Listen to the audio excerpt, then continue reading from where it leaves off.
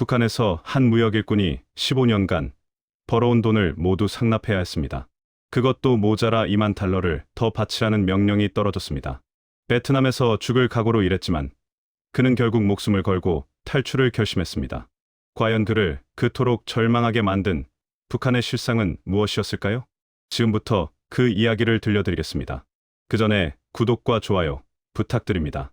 여러분의 관심이 더 많은 탈북민들의 진실된 이야기를 전할 수 있는 힘이 됩니다. 모든 것은 이렇게 시작되었습니다. 제가 태어난 곳은 평안남도 평성시 대동강 지류가 흐르는 작은 마을이었습니다. 지금도 눈을 감으면 그 풍경이 선합니다. 봄이면 강둑에 버들강아지가 피어나고 여름이면 아이들이 강물에서 먹을 감았습니다. 가을이면 들판 가득 황금빛 벼이삭이 일렁이고 겨울이면 하얀 눈으로 뒤덮인 산과들, 그곳이 제 고향이었습니다. 아버지는 평성무역국에서 일하셨습니다. 그 시절 우리 동네에서 무역일꾼 자식이라는 건 자랑이었습니다. 성철이 아버지는 나라를 위해 외화를 버시는 분이야. 이웃들이 그렇게 말할 때마다 제 가슴은 뿌듯했습니다. 아버지는 가끔 중국이나 동남아시아에 나가셨다가 돌아오시곤 했는데 그때마다 우리 집엔 웃음꽃이 피었습니다. 어머니는 평범한 주부셨지만 손재주가 좋으셔서 우리 집 밥상은 늘 풍성했습니다. 배급이 제대로 나오지 않는 날에도 어머니는 강냉이로 떡을 만들어 주셨습니다. 엄마, 이게 제일 맛있어요. 제가 그렇게 말하면 어머니는 환하게 웃으시며 제 머리를 쓰다듬어 주셨습니다. 지금도 그 손길이 그립습니다. 학교 가는 길도 즐거웠습니다. 친구들과 함께 강둑길을 걸으며 누가 먼저 학교에 도착하나 시합도 했습니다. 학교에선 위대하신 수용님 말씀을 배우고 사회주의 건설에 대해 배웠습니다. 선생님은 늘 말씀하셨습니다. 우리는 지상낙원에 살고 있다.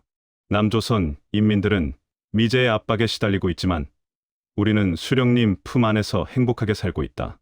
저는 그 말을 의심하지 않았습니다. 아니, 의심할 이유가 없었습니다. 비록 배가 고플 때도 있었지만 그건 미제와 남조선 괴뢰들의 봉쇄 때문이라고 배웠으니까요. 우리 모두가 조금씩 참으면 된다고. 그래야 강성대국이 된다고 믿었습니다. 명절이면 온 가족이 모였습니다. 형님은 당에서 일하셨는데 명절 때마다 평양에서 내려오셨습니다. 성철아, 너도 열심히 공부해서 당일꾼이 되어라. 형님의 말씀이 자랑스러웠습니다. 우리 집은 충성스러운 가정이었고 저는 그런 집안의 자식이라는 게 뿌듯했습니다. 장마당에 갈 때도 있었습니다. 우리로 치면 재래시장 같은 곳인데 그곳에선 배급소에 없는 물건들도 살 수 있었습니다. 쌀 한 근에 얼마, 옥수수 한 대에 얼마. 어머니는 돈을 아끼시느라 한참을 고민하시지만 명절엔 꼭 두부라도 사오셨습니다. 우리 성철이 좋아하는 거니까. 어머니의 그 말씀이 지금도 귓가에 맴돕니다. 겨울이 되면 난방이 문제였습니다. 전기는 하루에 몇 시간만 들어왔고 연탄은 귀했습니다. 아버지와 저는 산에 나무를 하러 갔습니다. 손이 시려서 호호 불며 톱질을 하던 기억이 납니다. 아버지, 추워요. 제가 그러면 아버지는 웃으시며 말씀하셨습니다. 이 정도는 괜찮다. 6.25때 우리 부모님들은 이보다 더한 추위도 이겨내셨단다. 그때는 몰랐습니다. 제가 당연하게 여기던 그 모든 것들이 사실은 당연한 게 아니라는 걸. 배고픔도, 추위도, 끝없는 상납 요구도 그게 다 이상한 거라는 걸 그때는 몰랐습니다. 하지만 조금씩, 아주 조금씩 제 마음속에 작은 의문이 싹 트기 시작했습니다. 왜 우리는 늘 배가 고플까? 왜 겨울마다 이렇게 춥게 지내야 할까? 왜 아버지는 외화를 많이 버시는데도 우리 집은 여전히 힘들까? 하지만 그런 생각은 입 밖으로 내면 안 되는 것이었습니다. 그냥 가슴속 깊이 묻어두고 모든 게 괜찮다고, 우리는 행복하다고 믿으려 했습니다. 그렇게 저는 자랐습니다. 평범하고 순진하고 체제를 의심하지 않는 한 명의 북한 청년으로. 그 일은 제가 25살 되던 해 겨울에 일어났습니다. 아버지가 무역국에서 돌아오셨는데 얼굴이 평소와 달랐습니다. 핏기가 없고 눈빛이 흔들렸습니다. 어머니가 걱정스럽게 물으셨습니다. 여보, 무슨 일 있어요? 아버지는 고개만 저으시며 방으로 들어가셨습니다. 그날 밤 저는 부모님의 대화를 들었습니다. 벽 하나를 사이에 두고 들려오는 어머니의 흐느끼는 소리. 당신이 뭘 잘못했다고 이래요? 15년을 나라 위에 일했는데. 아버지의 낮은 목소리가 이어졌습니다. 외화벌이 목표를 채우지 못했다고. 비판 투쟁에 회부됐소. 제 가슴이 철렁 내려앉았습니다. 비판 투쟁. 그건 우리가 가장 두려워하는 말이었습니다.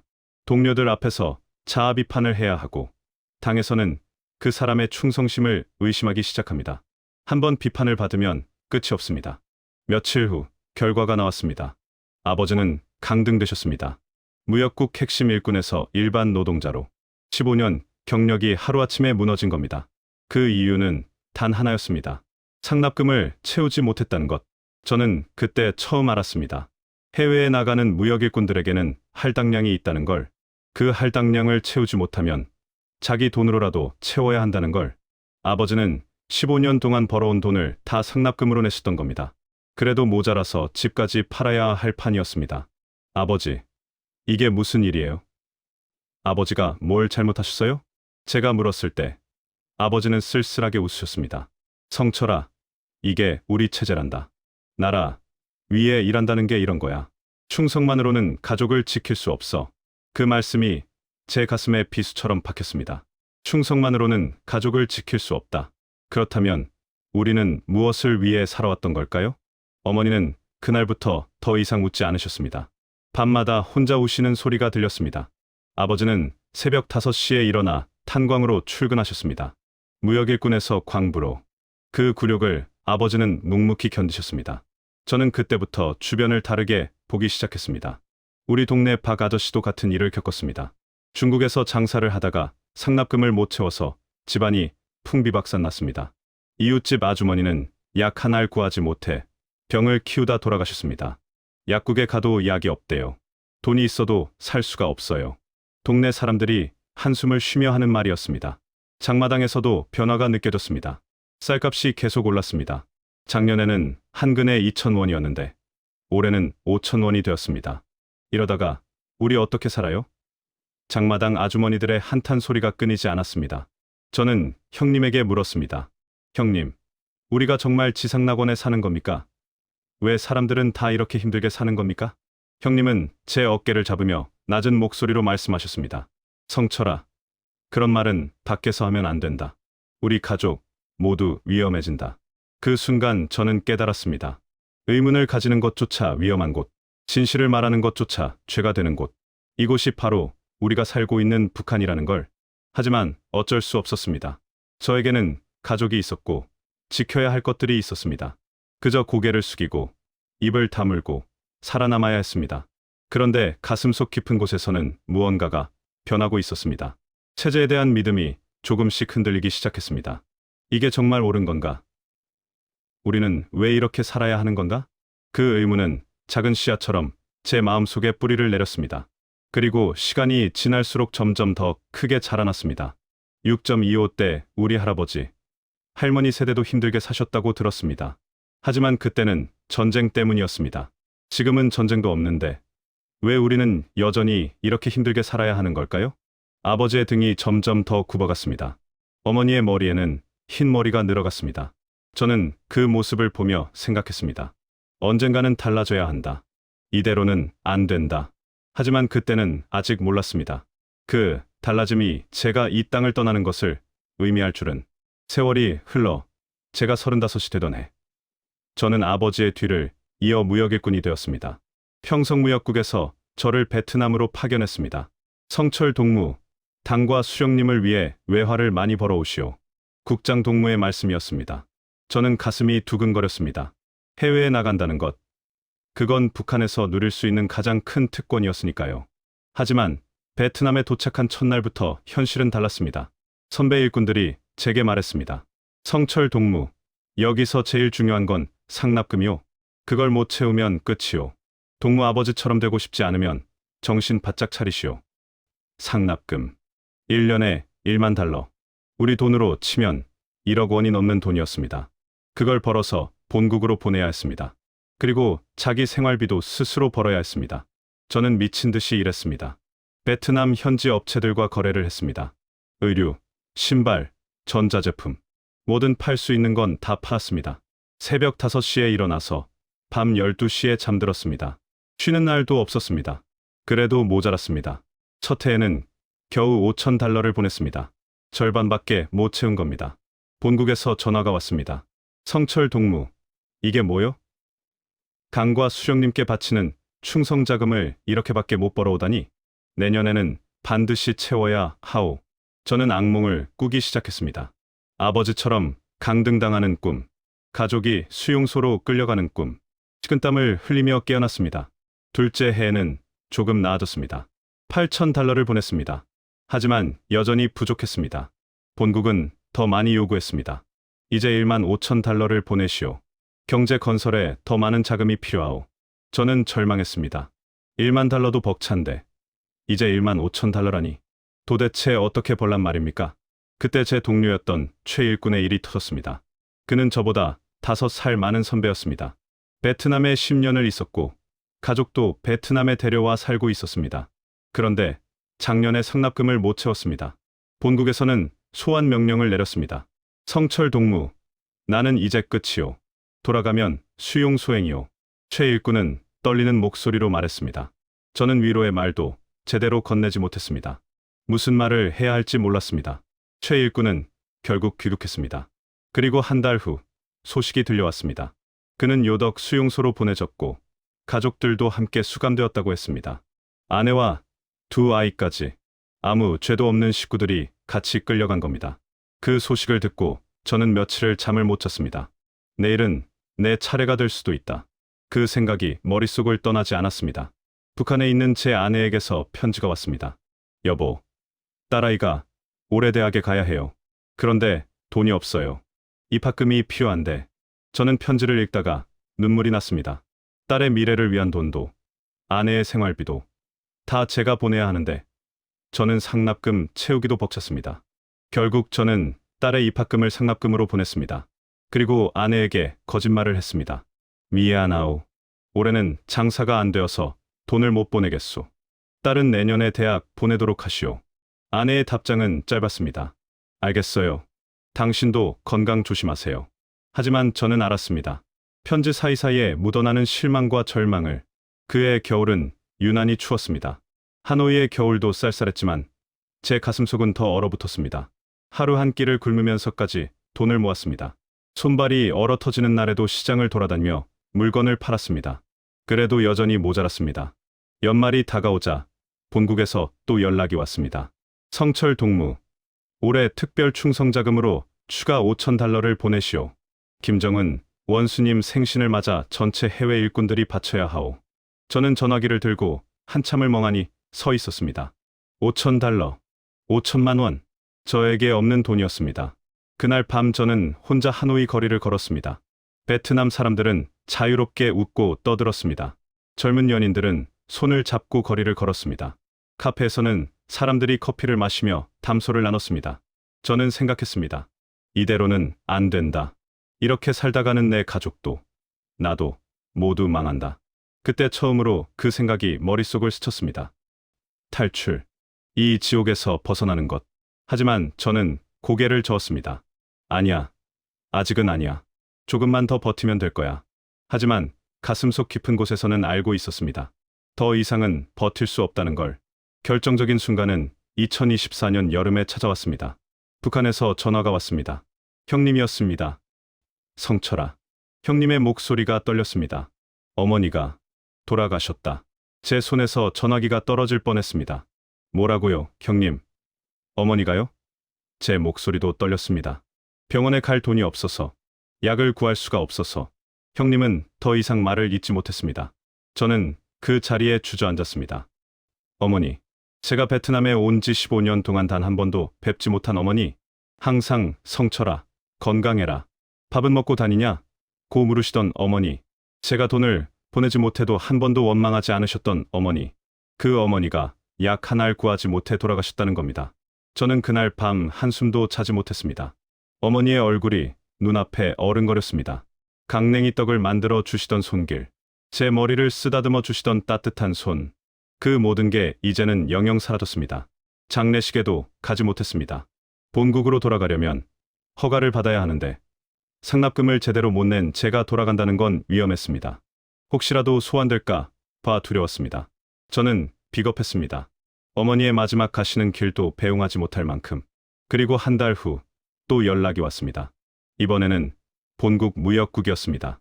성철 동무, 올해 연말 특별 충성자금으로 2만 달러를 보내시오. 이번엔 꼭 채워야 하오. 만약 못 채우면 동무도 알 것이오. 2만 달러, 2억 원. 저에게는 천문학적인 돈이었습니다. 저는 전화를 끊고 한참을 멍하니 앉아 있었습니다. 그리고 깨달았습니다. 이건 끝이 없다는 걸. 제가 아무리 벌어도, 아무리 노력해도 체제는 계속 더 많은 걸 요구할 거라는 걸. 어머니는 약 한 알 구하지 못해 돌아가셨습니다. 제 딸은 대학도 가지 못했습니다. 제 아내는 혼자 힘들게 살고 있습니다. 그런데 저는 뭘 하고 있습니까? 2만 달러를 어떻게든 만들어서 체제에 바치려고 발버둥 치고 있습니다. 그날 저녁, 저는 결심했습니다. 이제 그만이다. 더 이상은 이렇게 살 수 없다. 하지만 탈출한다는 건 쉬운 일이 아니었습니다. 해외에 나와 있는 북한 사람들은 대사관의 철저한 감시를 받습니다. 매주 조회에 나가야 하고, 어디 가는지 보고해야 하고, 누굴 만나는지 다 알려야 합니다. 게다가 북한에 있는 가족들이 있습니다. 제가 탈출하면 아내와 딸은 어떻게 될까요? 형님과 조카들은요? 모두 연좌제로 처벌받을 겁니다. 며칠을 고민했습니다. 밤마다 잠을 이루지 못했습니다. 한쪽에는 자유가 있고 다른 한쪽에는 가족이 있었습니다. 결국 저는 선택했습니다. 살기 위해서. 이대로 있다가는 저도 결국 최일군처럼 수용소로 끌려갈 겁니다. 그렇게 되면 가족들도 함께 끌려갑니다.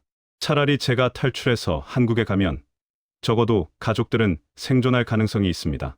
저는 조심스럽게 정보를 모으기 시작했습니다. 베트남에는 조선족 상인들이 많았습니다. 그들 중 일부는 탈북자들을 돕는다는 소문이 있었습니다. 어느 날 시장에서 한 조선족 아저씨를 만났습니다. 저는 넌지시 물었습니다. 혹시 한국으로 가는 방법을 아십니까? 그분은 제 눈을 똑바로 쳐다보더니 고개를 끄덕였습니다. 알지. 하지만 위험해. 정말로 갈 생각이야? 저는 대답했습니다. 네. 줄 각오로 가겠습니다. 그분은 제게 연락처를 주었습니다. 이 번호로 전화해. 도와줄 사람이 있어. 하지만 돈이 필요해. 2,000달러. 2,000달러. 그나마 제가 모아둔 돈이 있었습니다. 상납금으로 보내야 할 돈이었지만 이젠 그런 거 상관없었습니다. 저는 계획을 세웠습니다. 9월 초순. 베트남에 우기가 시작되는 시기를 노렸습니다. 비가 많이 오면 감시가 느슨해집니다. 홍수가 나면 더욱 혼란스러워집니다. 그 틈을 타서 사라지는 겁니다. 대사관에는 거래처 사정으로 지방 출장을 간다고 보고했습니다. 일주일 정도 연락이 안 될 거라고 말했습니다. 탈출 전날 밤, 저는 북한에 있는 아내에게 마지막 편지를 썼습니다. 물론 보낼 수는 없는 편지였습니다. 탈출한다는 걸 미리 알리면 가족들이 위험해지니까요. 여보, 미안하오. 당신을 지켜주지 못해서, 딸을 아버지답게 키워주지 못해서.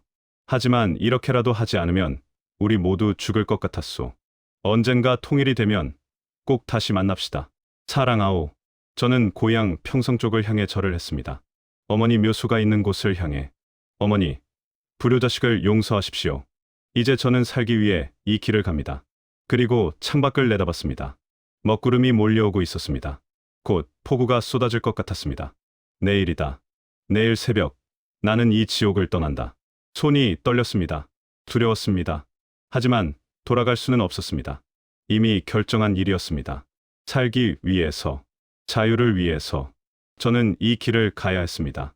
2024년 9월 5일 새벽 4시, 밖에서는 폭우가 쏟아지고 있었습니다. 베트남 북부 지역에 기록적인 폭우가 내렸습니다. 뉴스에서는 홍수 경보를 계속 내보냈습니다. 도로가 잠기고 다리가 무너졌다는 소식이 들렸습니다. 바로 지금이었습니다. 저는 작은 배낭 하나만 챙겼습니다. 여권, 돈, 물, 그리고 가족 사진 한 장. 더 이상은 가져갈 수 없었습니다. 가볍게 움직여야 했습니다.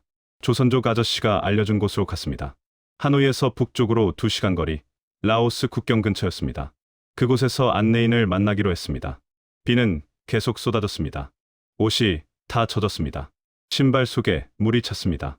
하지만 멈출 수 없었습니다. 대사관에서는 이미 제 행방을 찾기 시작했을 겁니다. 새벽 6시, 약속 장소에 도착했습니다. 한 남자가 나타났습니다. 김성철? 저는 고개를 끄덕였습니다. 따라와. 빨리. 우리는 산길로 올라갔습니다. 지늘길이 미끄러웠습니다. 몇 번이나 넘어졌습니다. 손과 무릎이 까졌습니다. 하지만 일어났습니다. 계속 걸었습니다. 저기 강이 보이지? 저걸 건너면 라오스야. 안내인이 손가락으로 가리켰습니다. 불어난 강물이 세차게 흐르고 있었습니다. 평소 같으면 얕은 개울이라고 했습니다. 하지만 지금은 급류였습니다. 이걸 건너라고요? 제 목소리가 떨렸습니다. 다른 방법이 없어. 다리는 다 경찰이 지키고 있어. 이 길밖에 없어. 저는 강물을 내려다봤습니다. 시커먼 물이 소용돌이치며 흘러갔습니다. 나무 가지들과 쓰레기들이 떠내려갔습니다. 죽을 수도 있었습니다. 하지만 돌아갈 수도 없었습니다. 알겠습니다. 가겠습니다. 안내인이 밧줄을 꺼냈습니다. 이걸 허리에 묶어. 내가 먼저 건너갈게. 그럼 당신이 따라와. 안내인이 먼저 물속으로 들어갔습니다. 허리까지 차오르는 물을 헤치며 천천히 건넜습니다. 몇 번이나 휘청거렸지만 결국 건너편에 도착했습니다. 이제 당신 차례야. 천천히 와. 저는 심호흡을 했습니다. 어머니, 얼굴이 떠올랐습니다. 어머니, 저를 지켜주십시오. 제 입에서 기도가 나왔습니다. 물속으로 들어갔습니다. 차가웠습니다. 물살이 강했습니다. 한 발 한 발 조심스럽게 내딛었습니다. 강바닥의 돌들이 미끄러웠습니다. 중간쯤 왔을 때였습니다. 갑자기 발이 헛디었습니다. 물속으로 빠졌습니다. 물이 코와 입으로 들어왔습니다. 숨을 쉴 수가 없었습니다. 안 돼. 이렇게 죽을 순 없어. 저는 필사적으로 발버둥 쳤습니다. 밧줄을 꽉 잡았습니다. 안내인이 밧줄을 당겼습니다. 힘내. 조금만 더. 겨우 물 위로 고개를 내밀었습니다. 숨을 크게 들이마셨습니다. 그리고 다시 걷기 시작했습니다. 다리가 후들거렸습니다. 힘이 빠져갔습니다. 조금만 더. 거의 다 왔어. 마지막 힘을 짜냈습니다. 한 걸음, 또 한 걸음. 그리고 드디어 건너편 땅을 밟았습니다. 저는 그 자리에 주저앉았습니다. 숨이 가빠서 말도 할 수 없었습니다. 온몸이 떨렸습니다. 젖은 옷에서 물이 뚝뚝 떨어졌습니다. 이제 라오스야.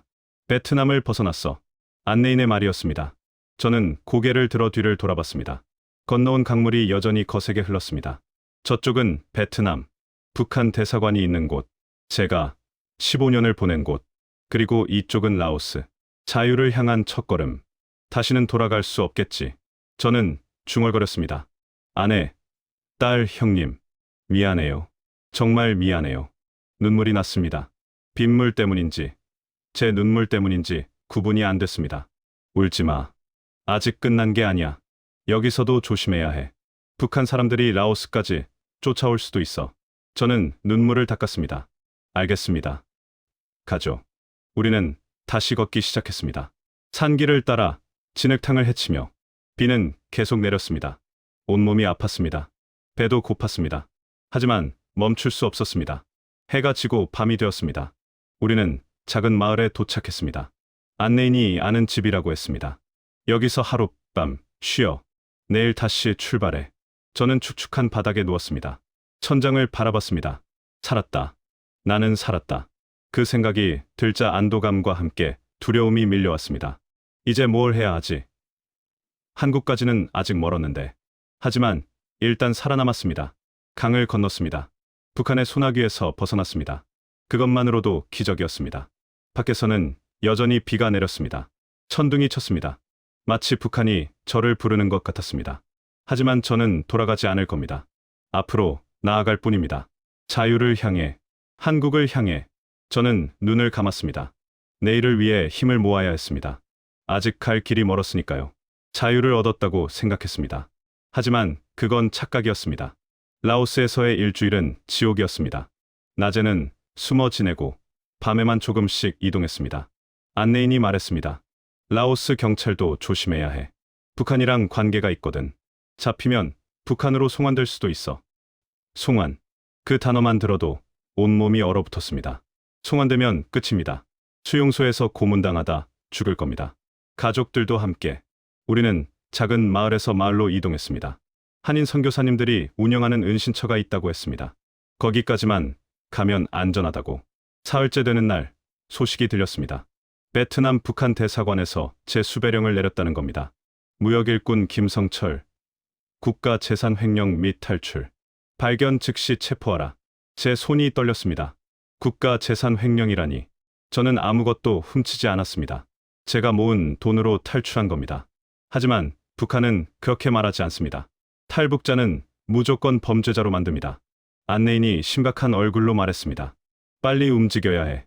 북한 사람들이 라오스 쪽 조선족들한테 돈을 뿌리며 당신을 찾고 있대. 현상금까지 걸었어. 현상금. 저는 이제 도망자가 된 겁니다. 닷새째 되던 날 밤, 드디어 은신처에 도착했습니다. 작은 교회였습니다. 한국인 목사님이 운영하는 곳이었습니다. 어서 오세요. 힘드셨죠? 목사님이 따뜻하게 맞아주셨습니다. 그 순간 저는 무너졌습니다. 긴장의 끈이 풀리면서 눈물이 쏟아졌습니다. 감사합니다. 정말 감사합니다. 저는 목사님 앞에 무릎을 꿇었습니다. 괜찮아요. 여기선 안전해요. 이제 숨 좀 돌리세요. 은신처에는 저처럼 탈북한 사람들이 여럿 있었습니다. 나이든 아주머니 한 분, 젊은 부부, 그리고 10살쯤 된 아이까지. 모두 북한을 탈출해 한국으로 가려는 사람들이었습니다. 형님은 언제 나오셨어요? 젊은 남자가 물었습니다. 일주일 전이요. 베트남에서요. 아, 베트남이요. 저는 중국에서 3년 숨어 살다가 겨우 여기까지 왔어요. 아내랑 함께요. 우리는 서로의 이야기를 나눴습니다. 누구는 굶주림을 못 이겨 탈북했고, 누구는 정치범 수용소를 피해 나왔고, 누구는 가족을 구하려고 왔다고 했습니다. 모두 처절한 이야기들이었습니다. 하지만 은신처 생활도 쉽지 않았습니다. 밖에 나갈 수 없었습니다. 창문도 함부로 열 수 없었습니다. 혹시 누가 볼까봐, 신고할까 봐 항상 조심해야 했습니다. 식사는 하루 2끼였습니다. 목사님이 가져다 주시는 밥과 반찬, 그것도 감사했습니다. 적어도 굶지는 않으니까요. 밤마다 악몽을 꿨습니다. 북한 보위부 사람들이 저를 잡으러 오는 꿈, 가족들이 수용소에서 고문당하는 꿈. 깨어나면 온몸이 땀으로 젖어 있었습니다. 언제까지 이렇게 숨어 살아야 하나요? 제가 목사님께 물었습니다. 조금만 기다리세요. 태국으로 가는 길을 준비하고 있어요. 거기서 한국 대사관에 가면 보호받을 수 있어요. 태국, 한국 대사관. 그곳만 가면 진짜 자유를 얻을 수 있다는 겁니다. 하지만 2주일이 지나도록 소식이 없었습니다. 국경 단속이 심해졌어요. 조금만 더 기다려야 해요. 목사님의 말씀이었습니다. 기다리는 동안 저는 성경을 읽었습니다. 목사님이 주신 책이었습니다. 북한에서는 성경이 금서였습니다. 가지고 있다가 걸리면 수용소행이었습니다. 하지만 여기선 자유롭게 읽을 수 있었습니다. 수고하고 무거운 짐 진 자들아, 다 내게로 오라. 내가 너희를 쉬게 하리라. 그 구절을 읽을 때 눈물이 났습니다. 제가 진 짐이 얼마나 무거웠는지 그때 처음 깨달았습니다. 3주째 되던 날 목사님이 오셨습니다. 준비됐어요. 내일 밤에 출발합니다. 태국으로. 드디어였습니다. 마지막 관문. 태국만 가면 한국 대사관이 있습니다. 거기만 가면 진짜 자유입니다. 하지만 동시에 두려웠습니다. 마지막에 실패하면 어떡하지? 여기까지 와서 잡히면? 나이 든 아주머니가 제 손을 잡아주셨습니다. 괜찮아요. 우리 다 같이 갈 거예요. 하늘이 도와주실 거예요. 같은 핏줄이라고, 같은 민족이라고. 이렇게 도와주시는 분들이 계셨습니다. 조선족 상인, 한인 선교사, 은신처의 다른 탈북민들. 모두가 서로를 위해 기도했습니다. 저는 북쪽을 바라봤습니다. 저 멀리 북한이 있습니다. 제 아내와 딸이 있는 곳, 어머니가 묻히신 곳, 제 고향. 미안해요. 정말 미안해요. 하지만 저는 살고 싶어요. 자유롭게 살고 싶어요. 내일이면 태국으로 갑니다. 그리고 한국으로. 희망이 보이기 시작했습니다. 아주 조금씩이지만 2024년 10월 15일 밤 우리는 트럭 짐칸에 숨어서 출발했습니다. 저를 포함해 모두 5명. 나이든 아주머니, 젊은 부부, 그리고 10살짜리 아이. 트럭 안은 어둡고 답답했습니다. 숨 쉬기도 힘들었습니다. 짐 사이에 몸을 웅크리고 있어야 했습니다. 조금이라도 소리를 내면 안 됐습니다. 라오스 태국 국경까지 6시간 걸려요. 검문소가 3곳 있는데 거기만 통과하면 돼요. 안내인의 말이었습니다. 트럭이 덜컹거리며 출발했습니다. 비포장도로였습니다. 몸이 이리저리 부딪혔습니다. 아팠지만 참아야 했습니다. 1시간쯤 지났을 때 트럭이 멈췄습니다. 첫 번째 검문소였습니다. 숨소리도 내지 마세요. 안내인이 작게 속삭였습니다. 밖에서 라오스 말이 들렸습니다. 경찰이 기사와 이야기하는 소리였습니다. 제 심장이 미친 듯이 뛰었습니다. 혹시 트럭 안을 열어보면 어떡하지? 옆에 있던 아이가 떨고 있었습니다. 어머니가 아이를 꼭 껴안았습니다. 괜찮아, 괜찮아. 목소리 없는 입 모양만 보였습니다. 시간이 멈춘 것 같았습니다. 1분이 1시간처럼 느껴졌습니다. 그리고 드디어 트럭이 다시 출발했습니다. 우리는 조용히 안도의 한숨을 쉬었습니다. 2시간 더 갔습니다. 두 번째 검문소. 이번에도 트럭이 멈췄습니다. 이번에는 경찰이 트럭 뒤쪽을 두드리는 소리가 났습니다. 뭐 실었어? 경찰의 목소리가 들렸습니다. 농산물이요. 태국으로 가져가는 거예요. 기사의 대답이었습니다. 문 좀 열어봐. 제 온몸이 얼어붙었습니다. 끝났다. 이제 끝났다. 트럭 문이 열렸습니다. 손전등 불빛이 안을 비췄습니다. 우리는 짐 뒤에 숨어서 숨을 죽였습니다. 됐어. 경찰이 문을 닫았습니다. 살았습니다. 기적적으로 살았습니다. 새벽 4시쯤. 우리는 마침내 태국 국경에 도착했습니다. 안내인이 말했습니다. 여기서부터는 걸어가야 해요. 산길로 국경을 넘어요. 우리는 트럭에서 내렸습니다. 다리가 저려서 제대로 서지도 못했습니다. 하지만 걸어야 했습니다. 산길은 험했습니다. 가파른 오르막이었습니다. 나이 든 아주머니는 숨을 헐떡이셨습니다. 저와 젊은 남자가 양쪽에서 부축했습니다. 조금만 더 가요. 조금만 더. 해가 뜰 무렵 우리는 국경선을 넘었습니다. 안내인이 말했습니다. 여기가 태국이에요. 이제 라오스를 벗어났어요. 태국. 드디어 태국 땅을 밟았습니다. 하지만 아직 끝이 아니었습니다. 방콕까지 가야 했습니다. 한국 대사관이 있는 곳까지. 우리는 버스를 탔습니다. 일반 승객인 척했습니다. 태국어를 못해서 말을 걸면 안 됐습니다. 그냥 잠자는 척, 피곤한 척했습니다. 방콕까지 10시간이 걸렸습니다. 그동안 한 번도 제대로 쉬지 못했습니다. 항상 긴장했습니다. 혹시 경찰이 탈까봐. 방콕에 도착한 건 저녁 때였습니다. 안내인이 우리를 작은 숙소로 데려갔습니다. 오늘은 여기서 자고 내일 아침에 한국 대사관으로 가요. 한국 대사관. 그 말만 들어도 가슴이 벅찼습니다. 그날 밤 저는 잠을 이룰 수 없었습니다. 내일이면 한국 정부의 보호를 받을 수 있습니다. 내일이면 진짜 자유를 얻을 수 있습니다. 하지만 동시에 두려웠습니다. 마지막 순간에 뭔가 잘못되면 어떡하지? 다음 날 아침 우리는 일찍 일어났습니다. 안내인이 우리를 한국 대사관 앞까지 데려다뒀습니다. 저기 보여요? 저 건물이 한국 대사관이에요. 저기 들어가서 탈북자입니다라고 하면 돼요. 그럼 직원들이 도와줄 거예요. 저는 대사관 건물을 바라봤습니다. 입구에 태극기가 걸려 있었습니다. 대한민국 국기. 눈물이 났습니다. 저 깃발 아래로 들어가면 저는 자유입니다. 더 이상 북한의 추적을 받지 않아도 됩니다. 더 이상 도망다니지 않아도 됩니다. 가봐요. 힘내요. 안내인이 제 어깨를 두드렸습니다. 우리 5명은 천천히 대사관 쪽으로 걸어갔습니다. 100m, 50m, 20m. 그때였습니다. 갑자기 경찰차 한 대가 나타났습니다. 우리 앞을 가로막았습니다. 끝났다. 제 머릿속이 하얘졌습니다. 경찰 2명이 내렸습니다. 우리에게 다가왔습니다. 태국어로 뭐라고 물었습니다. 저는 떨리는 목소리로 영어로 말했습니다. 코리안, 노스 코리안, 플리즈 헬프. 경찰이 서로 쳐다봤습니다. 그리고 고개를 끄덕였습니다. 손짓으로 대사관 쪽을 가리켰습니다. 고. 제 다리에 힘이 풀렸습니다. 경찰이 우리를 잡으러 온 게 아니었습니다. 오히려 도와주려고 온 거였습니다. 우리는 대사관 안으로 들어갔습니다. 한국말이 들렸습니다. 직원분이 나오셨습니다. 탈북자분들이시죠? 어서 오세요. 이제 안전해요. 그 말을 듣는 순간 저는 그 자리에 주저앉았습니다. 울음이 터져 나왔습니다. 나이 든 아주머니도, 젊은 부부도, 아이도 모두 울었습니다. 감사합니다. 정말 감사합니다. 태극기를 보며 저는 다짐했습니다. 이제 자유다. 나는 자유를 얻었다. 2024년 12월 5일 인천공항. 비행기가 착륙했을 때 저는 창밖을 내다봤습니다. 대한민국. 제가 평생 꿈꿔왔던 땅. 같은 민족이 자유롭게 사는 곳. 공항에서 내려 한국 땅을 처음 밟았을 때 제 다리가 후들거렸습니다. 정말 여기가 한국인가? 이제 정말 자유인가? 국정원 직원분들이 우리를 맞아주셨습니다. 고생 많으셨습니다. 이제 집에 오신 겁니다. 그 말에 또 눈물이 났습니다. 하나원으로 갔습니다. 탈북자들을 위한 교육 시설이었습니다. 거기서 석 달간 한국 사회 적응 교육을 받았습니다. 처음 이틀은 계속 울었습니다.